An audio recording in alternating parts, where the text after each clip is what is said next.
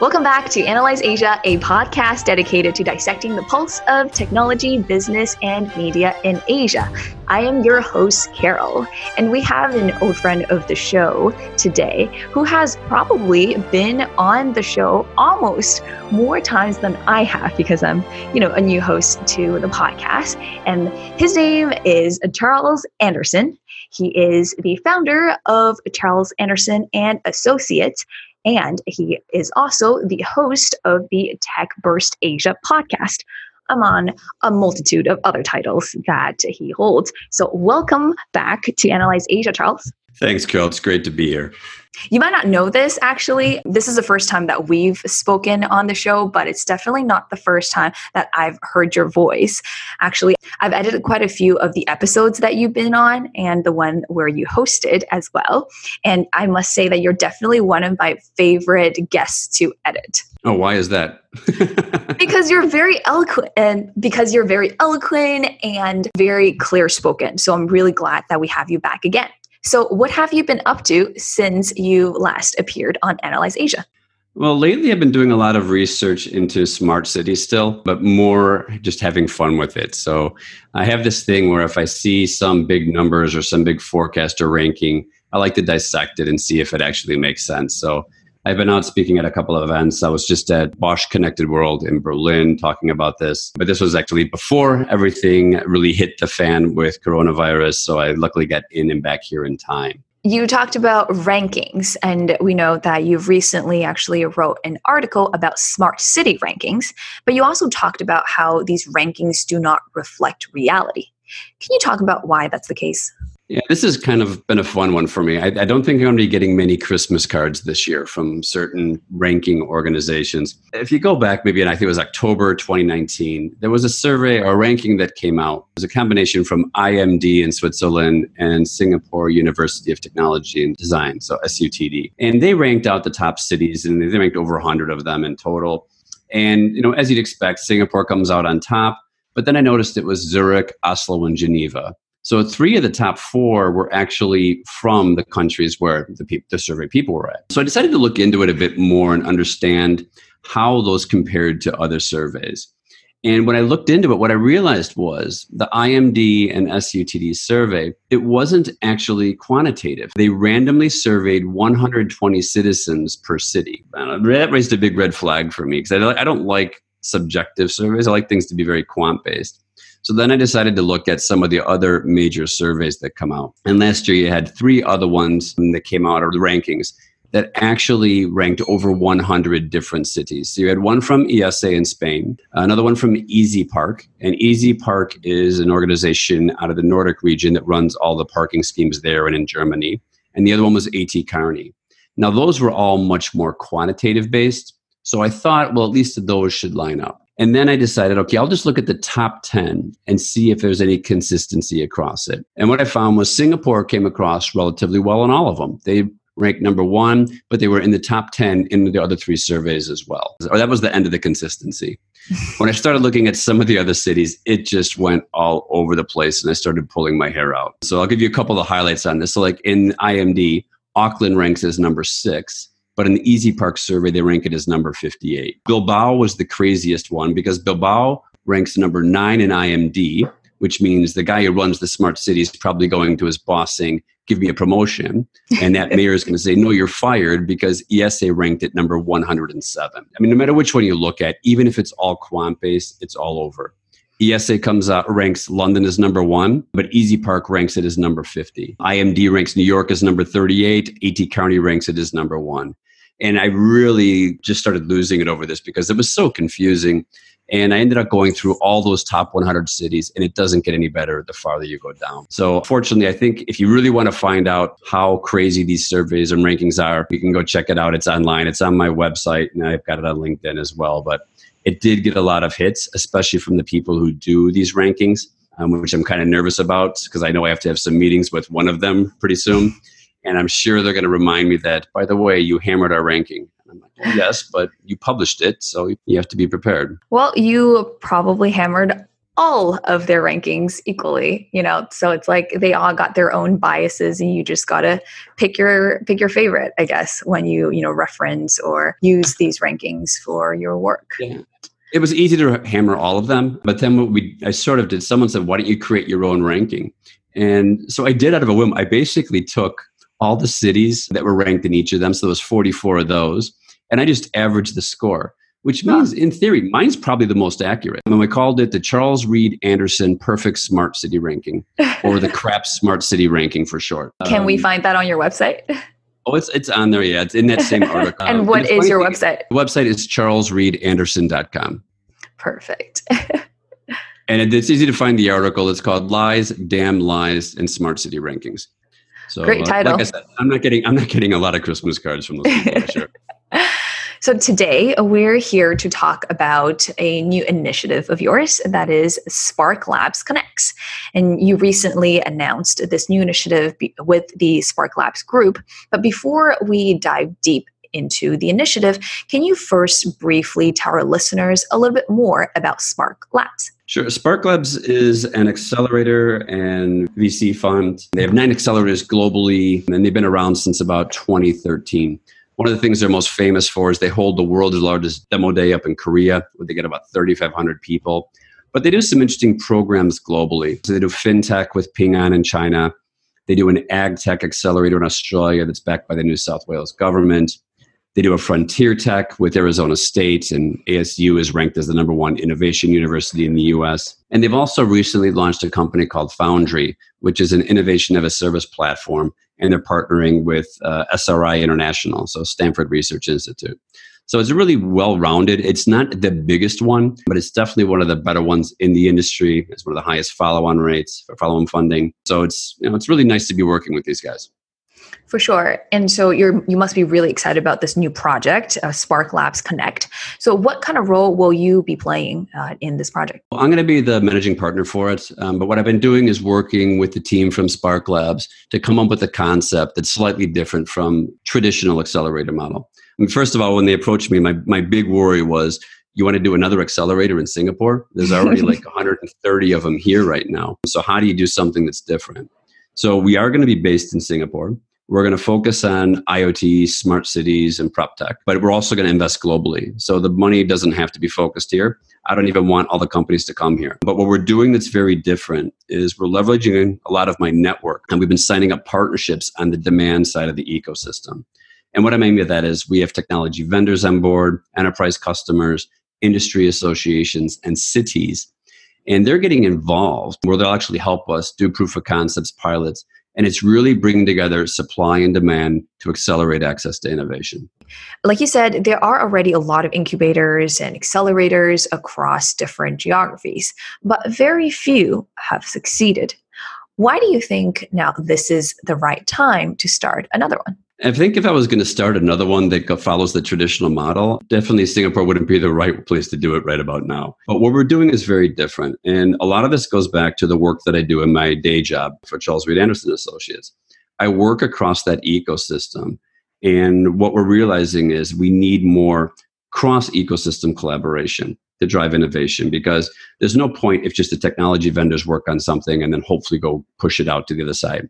We need to get supply and demand, sharing best practice, talking about what it takes to succeed. Really, it's important to start sharing your problem statements, your demand requirements, and just take a more collaborative approach. And that's very difficult because cities operate individually. They don't like sharing with other cities all the time.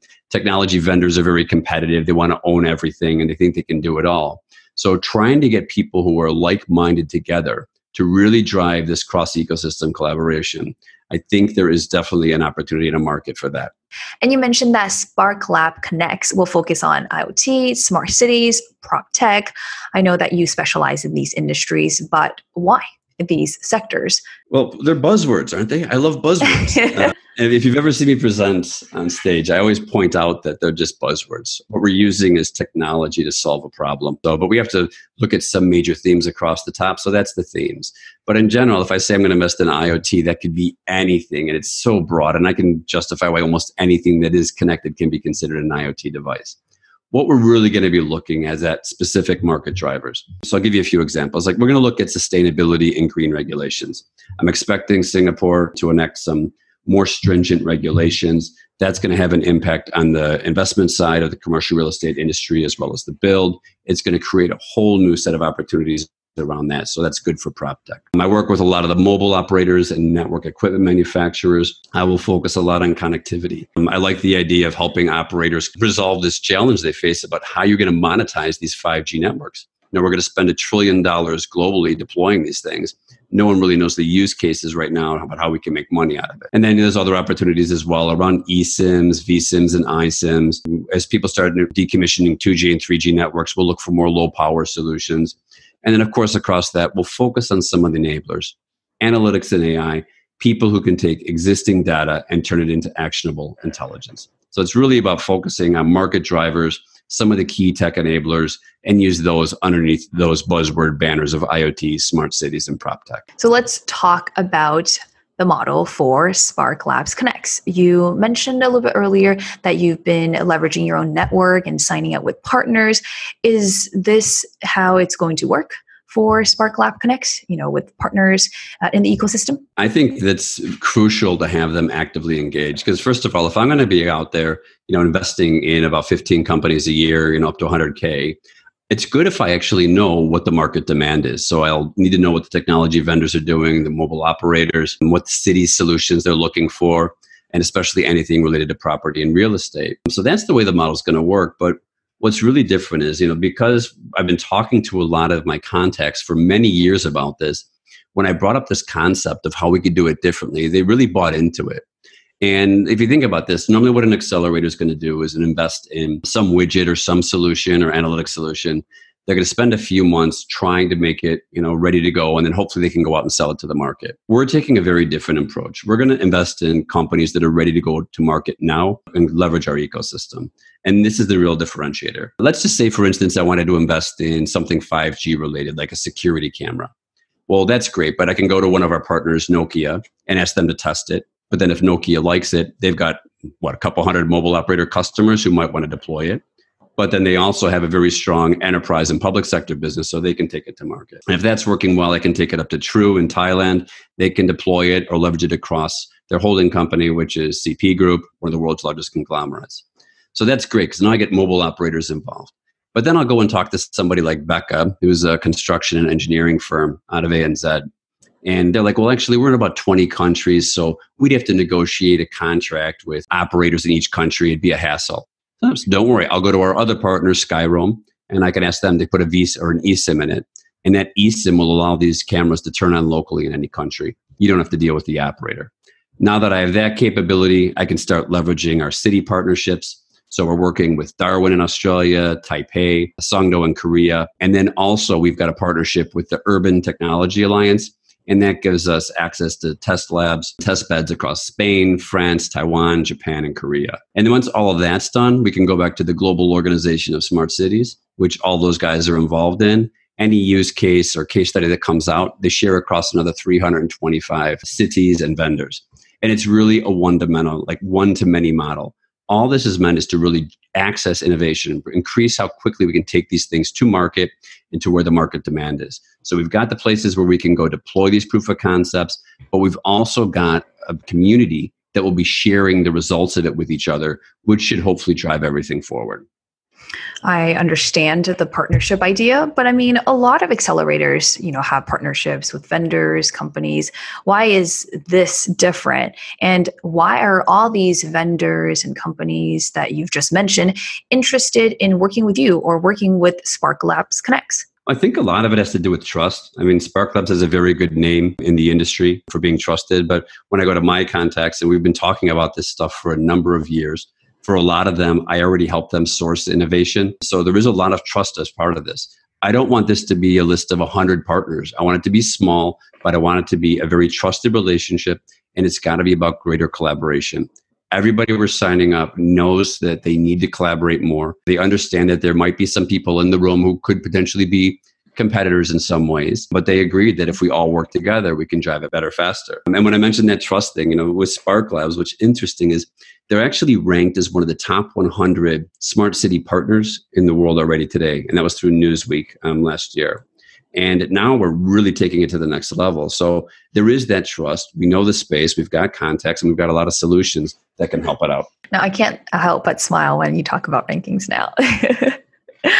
If I were an entrepreneur listening to this podcast right now, try to win me over. Why should I work with SparkLabs Connex over all the other accelerators out there? Well, I think the first thing is a real simple one, which is we're not just going to give you money. We're bringing you market demand. So we're not just going to say, oh, we're going to let you and train you how to do marketing and build a business plan, explain to you how you should talk to your customers. I mean, we will help with that, but we have market demand. We have places for these companies to actually go and deploy their solutions, do pilots and proof of concepts. And our model isn't always to have them come up at demo day and ask for money. Since a lot of these are B2B, I'd love it if they can actually start generating revenues and maybe not need to follow on funding right away and be cash flow positive. So that's part of it. The other thing is, it is a trusted model. SparkLabs already has one of the highest follow-on funding rates in the industry. And also what I like about it is we're going global with this, but SparkLabs started global. A lot of the co-founders were actually living in the US, but they started the program in Korea. And they do have programs in Oman, Australia, China. They're really in Taipei as well. They've got a great program up there. So they've done a really good job of broadening it out. I think one of the final things on this one, and this was my own little initiative on it. So a few years ago, I was one of the co-founders of He for She in Singapore. And what I realized is if you look across accelerator programs globally, there's really not a high percentage of getting women involved. And so what we're actually targeting is 50% of the mentors to be women, which is great because we're reaching out to a whole new network on this globally. I've had a lot of calls today, even with Germany and the UK, bringing on some more mentors. And we're looking to bring in a diverse set of skills in that mentor base. Normally what you get is people who have more entrepreneurial skills or fundraising skills. We're looking across everything from industry, technical, operational, and regional expertise as well. So this pool of mentors we're going to have is going to be pretty unique, very diverse. And I'm focusing on all aspects of the types of needs that our investment companies would need. That sounds really good. So let's talk about what kind of mentees you're looking for. What are some of the traits of startup founders or startups that you're looking to invest in? Well, for the startups themselves, it's easy. I mean, we're not going to be really investing in ideas. We're going to need people who have solutions that are ready to go to market. We can help them make it better. We're not going to be in here hoping them create something from scratch. We've got an ecosystem that's ready to deploy. So we want companies that actually can do that. Now, when you look at the people, it's going to be an interesting one. Obviously, you want people who are very passionate, but what I tend to like is people who realize that it's not only about the technology. There's thousands of startups out there with great solutions. They're not succeeding. So why is that? Do these people understand what it takes to actually get to the next level and realize that I need to collaborate even internally, bring in the best brains I can, and try and drive these things to market? And I really like people who understand the complexity of how difficult it is to succeed in this space. We're trying to lead by example by showing how we're collaborating. We hope that the people we would bring in would be that open as well. So I guess maybe one of the turnoffs would be if somebody thinks they know it all and think their technology is perfect and they're not willing to pivot and partner and really do what it takes to be successful. They have to understand their limitations. Some of the biggest brands in the world have great IoT solution portfolios and they're struggling to make it work. So if they're struggling, it's going to be difficult for everybody else as well. You just launched this program, but we want to know where you see it evolve from here in the next 2 to 3 years. Well, obviously, I'd like it to be hugely successful. Tons of exits, and yes, but no, realistically, I want to keep building on the ecosystem. So, number one, I love for Singapore to become the hub for IoT, smart cities, and prop tech innovation. Singapore is already known for as a strong smart nation, but this is another thing it can do. It doesn't mean all the companies have to be based here. But if we're basically using this as the center of our ecosystem and we can become that hub, I think it's great for Singapore as well. On that ecosystem side, there is some other partnerships we will be signing up that we're in discussions with, which means we're going to look at a couple of universities. There is some other ecosystem and vendors that we're looking at, and potentially some other smart city networks that we can add in to give us more demand side. So these meetings are going to be going on over the next couple of months, which will obviously keep me very busy. But it's fun because what I really like is when we go out there and talk to these people and I explain to them, this is why I think the market isn't moving as quickly as it should. And this is how I plan to address it. A lot of people like the concept and they trust me in the space because, luckily I talk a lot about these things at events around the world. So I know the space. I know why we're not moving that fast. This is me putting my money where my mouth is, saying, I think we can do better. So obviously, and then on the investment side, like I said, I'd love to make a ton of money, but really what I want to prove is that this model can drive a higher success rate. I don't want to invest in 50 companies in the next few years and pray for one unicorn and have the rest of them fail. I think our model is set up so that we can have a much higher success rate because we can find out relatively quickly whether these solutions we invest in will succeed or not. So you say you don't want to invest in maybe 50 companies. So how many are you looking to invest in? No, we'll invest in up to 50. But what I want to make sure is that we're not hoping for 1 out of 50 to be successful. And what I think there is an opportunity to drive a higher success rate. So we'll look at probably up to about 15 per year. We're going to have a longer program as well. So we're looking at a 6-month program. The rationale behind it is I don't want people in an office for 6 months. I want them to have time to go out there, deliver pilots and proof of concepts, get referenceable customers before we have the demo day. And you said that you didn't want all the companies to be based in Singapore, but will it be a remote program or will they still have to be in Singapore for the duration of the program? No, they can come in for the first week and then for demo day. To be honest with you, we've already gotten, since we did the press release, I think I've had 50 companies reach out through our website, which is just SparkLabs Connex. Hardly any of them are from Singapore. For some reason, we're getting a ton in from South Africa, but I got a lot from Spain because I had actually done an announcement about this at the World Smart Cities event in Barcelona recently. We got a lot from the rest of Europe, got someone from Germany, Amsterdam, a bunch from the US, Silicon Valley, and then of course, all of Asia. What I'm imagining is we're going to have a pretty good deal flow on this because SparkLabs, they already have one of the world's best deal flow systems. So we're going to add in, right now we're getting a lot more attention on this space. So I think it should be a pretty exciting time for us. They don't have to be here. We will invest in the best companies globally. And that's our priority. It's like if they're based here, great. If they're based in Timbuktu, that's fine as long as they can deliver and take advantage of our ecosystem. I know you said that you're not really necessarily investing in, certain ideas, but are there certain types of technology or projects that you'd be more interested in investing in over others? Certain things that will leverage technology enablers. Like the one thing is, there's going to be some real challenges for the mobile operators. They have NB-IoT networks right now where nobody except for China is doing anything with them. Hardly any kid out there. There's no use cases for it. 5G is going to create a massive problem because there's so much money involved and no one's got the use cases. But I would think there's some real opportunities right now with eSIMs, virtual SIMs, and when it moves into integrated SIMs, the iSIMs, that's going to change the world because then you're going to talk about everything can become born connected. And I'll give you an example on this. One of my favorite startups is out of Shenzhen. It's called Omate. And they made this brilliant watch a few years ago. And it was an elderly care watch. Went on record saying, I thought it was my favorite launch of the year because they went after the elderly care market in France. So they partnered with a European platform provider called SafeMotion. And they have everything you need in the platform to help the elderly manage their life, which could include prescriptions, who are your emergency contacts, driving a community around it, all of the basic things. They also partnered with Credit Mutual Arcaea, which is a banking and insurance firm there that has 5 million customers. So you have technology supply working together with demand. And then what they did is they launched it as a service, which means one of the big hangups on elderly care is the CapEx involved because you don't want to spend $300-500 on a watch and then you have to buy more of them. So I thought they had everything solved. But what I found out was it took them 3 months to negotiate a mobile contract with SFR. And when they launched in the US, it took them 2.5 months. And I was thinking, well, this is horrible. I'm like, why don't you just use an eSIM? Now, by putting an eSIM in their devices, those devices, because they're using the one through Tata Comms and Skyroam, they can turn on in 600 mobile operators worldwide as a local connection, so without roaming, which means as an end user, that thing I've purchased, I flip it on, it comes on, and it's working, it's connected. I don't have to have a mobile operator relationship. So I love what you can do with eSIMs. I think it's really going to transform a lot of the use cases around hardware, especially stuff that could be made out of China and now deployed globally.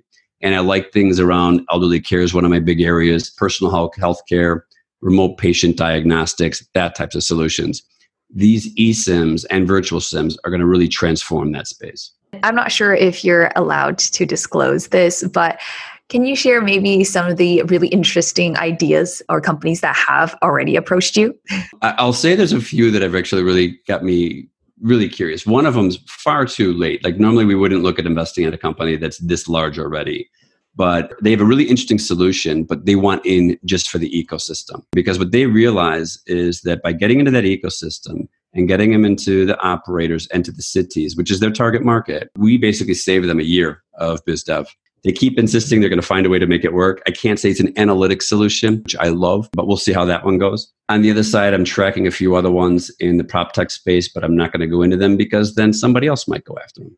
So, but no, on the prop tech ones, a lot of them are more around leveraging analytics as well. And I've got a couple other ones that I'll keep tracking that are more sensor related, but sensors for smart buildings when they add a unique value and then they can be integrated into other platforms relatively easy. Yeah, but that's some of the ones we're looking at right now. I can't go into the company names, of course. Of course. And I know you've said that you have interest from companies that are based in, for example, Spain and South Africa. Can you maybe shed some light on some of the geographical profiles of the dozens of applications that you have received? And are you more interested in investing in certain companies based in certain countries or regions over others? I think I'll go back to the same one and say, like, we just want to invest in the best companies that can leverage the model.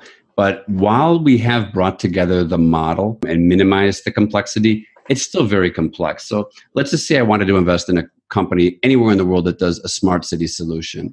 Well, if they wanted to get involved with some of our test beds or cities we work with, you're talking about, we've got them in Spain, so it would need to be in Spanish, France, so it would have to be in French, Mandarin for Taipei, Korean, Japanese, and English. We need companies who actually understand how to be global. So I think we'll always look for companies that can do that because the smart city market is huge and they need to be able to be flexible and support these multiple language requirements. And trust me, I know that's not easy, but I think it is what we would need as companies. They don't have to have them all day one, but we'd like companies that have that capability to actually manage multiple types of environments and multiple languages. So if they come from a not English-speaking country, it could potentially be an advantage. That potentially could be an advantage because most likely they would be branching into other ones. And I mean, let's face it, there's a lot of great companies that SparkLabs has invested in that came out of Korea, run by Korean founders who literally learned how to translate it into other languages because they were successful in Korea first.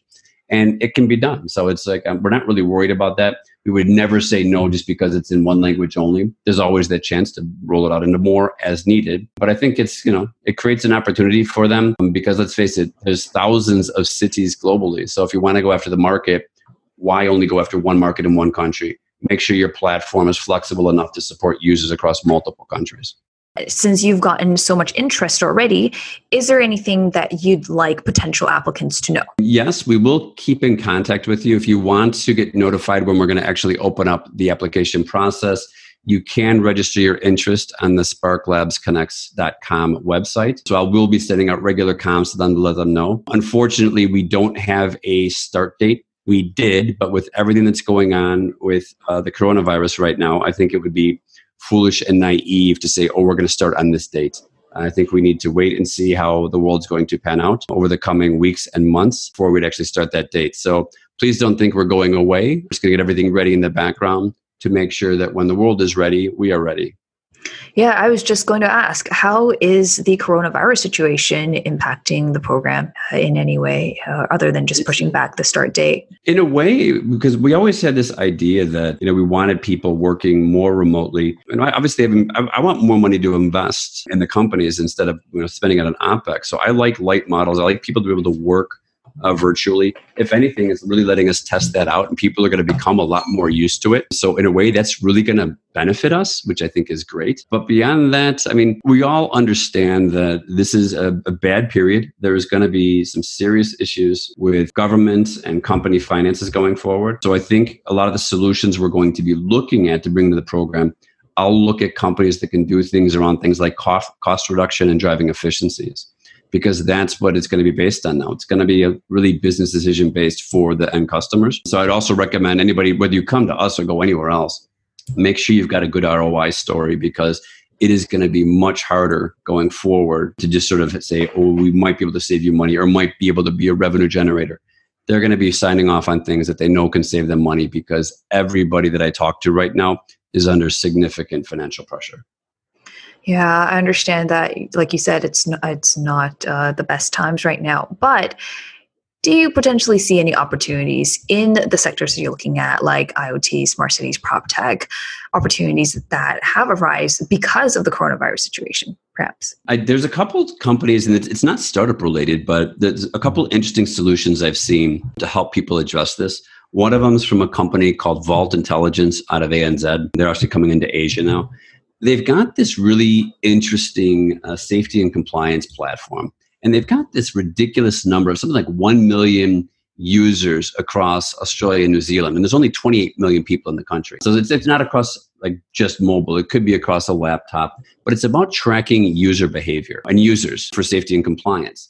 They've adapted it now where they can actually do it to help monitor your employees with regards to coronavirus. And especially if you have policies about 14 days self-regulation. It's a really interesting concept about how people are adapting their existing solutions to help governments or companies monitor their citizens or monitor their employees to make sure they remain safe and minimize the risk to everybody else. That's probably the favorite one I saw so far about this. But I think there's going to be a lot of other opportunities, like I said, about cost reduction. We are going to see a downturn in the economy. Companies, customers, whether it's a city, vendors, everybody else is going to have massive cost pressures. So those companies that can actually identify ways to save you money, that's why I like a lot of the analytics solutions. It's very low CapEx. Most of it's OpEx. And if you can basically show them, I can take your data, give you intelligence to save money, those are going to be easy sells going forward. So I think that's a real opportunity for them. And something like 5G is going to take a long time anyway. If anything, this gives us time to get the next release out. So I think the next release is when it will enable massive IoT.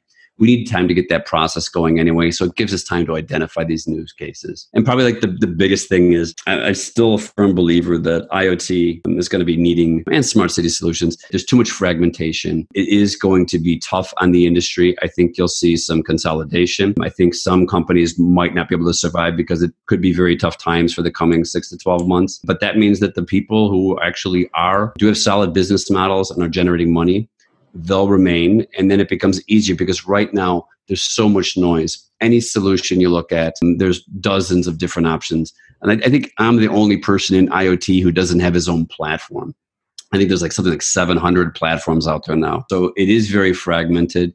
Maybe this will drive a bit of consolidation in the industry. So it's easier for the demand side to understand who they should be talking to. It is a really difficult time, like you mentioned, right now around the world. And is there anything that you'd like to recommend for everybody that has inspired you recently? Actually, I had a tea with a guy named Parag Khanna the other day. He's an author, but he also runs a company called Future Maps. And they do some great data visualization, and they do some incredible analysis around cities. And he's got a book called The Future is Asian. And I'll be honest with you, it's been recommended to me a few times. I've had it for 3 months. But I actually told him, like, listen, I've had your book. I just haven't had time to read it. What I'm hoping is with all this working from home, I will have time to read it now. But I went through and started looking through some of the maps and data visualization they do. And it's pretty fascinating. It's a great way to convey a message. So that would be my one recommendation. I must say, and this is definitely unplanned, but we have interviewed him on our show, and it was a great pleasure editing that episode. I actually learned a lot from that interview we had with Parag. He's a great guy. Actually, we met him with his wife as well, and she's equally impressive. Yeah, I can imagine. Well, and how can my audience find you? I think right now I have far too many social media profiles to go through them all. If you want to find out more information about SparkLabs Connex, just go to the website, sparklabsconnex.com, or you can reach out to me on LinkedIn, which is just Charles Reed Anderson, the only one with that name, I believe. If you want to follow me on Twitter, CRA Singapore, I think that's good enough for now because literally on my buffer account, I think I've got 11 different social media profiles I'm managing. So we'll just leave it there. That's the best way. I understand that pain. And if you want to reach out to Analyse Asia, you can find us on Twitter at Analyse Asia. That is Analyze with an S. And if you want to hear more episodes, for example, the interview with the author of the book, The Future is Asian, you can also find us on all podcasting platforms like iTunes Podcast, Himalaya, Spotify, etc. Now, thank you so much, Charles, for coming onto the show again. And I'm sure we're going to be speaking sometime soon in the future. That sounds very good. Thanks a lot for having me.